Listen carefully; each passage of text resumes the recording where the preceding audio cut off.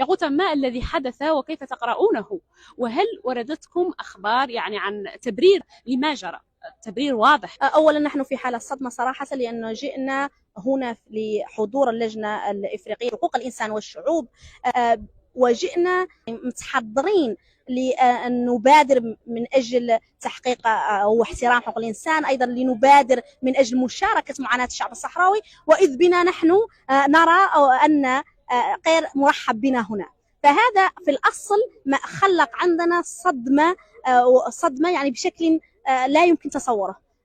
نحن لا نستطيع أن نفهم أن مقر اللجنة الإفريقية ممكن أن يتحكم أو يلقي فعاليات جانبية لمنظمات من المجتمع المدني. لطالما تغنى القادة الأفارقة خصوصا في اليومين الآخرين على أهمية احترام مساحات المجتمع المدني، فنحن الآن وبدون رد يعني ملموس ومكتوب من اللجنة الإفريقية، وحتى بدون رد شافي من قبل المركز حول ما صار لنا، أصبحنا في دوامة.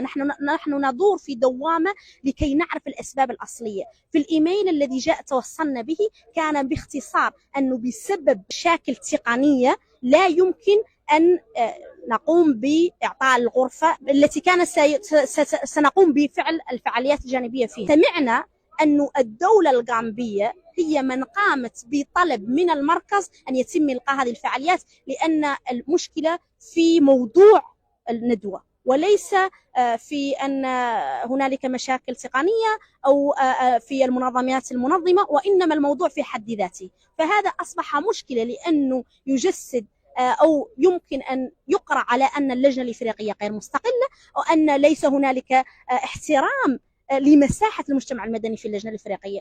فكما قلت سابقا، نسمع القادة يتقنون بأهمية اللجنة الإفريقية ومكانتها، وإذ بنا المركز هو من يقرر هذا الذي سيكون الآن، أو هذا يستطيع أن يعمل فعالية بموضوع كذا أو هذا لا. فنحن كصحراويين نرى أن هذا صراحة انتهاك في حقنا كمجتمع مدني، خصوصا هنا في هذه الدولة الغامبية، بغض النظر عن المواقف السياسية. نحن هنا نتحدث عن حقوق الإنسان من الدرجة الأولى، وحقوق الإنسان يعني هنالك مساحة للجميع. إذن أذكر وأعيد أنه نحن لم نتوصل بأي صراحة أو دليل يختزل السبب في حد ذاته، وكان فقط لأنهم تحبذوا أن لا يعطون المكان، فهذا هو في حد نفسه مشكلة.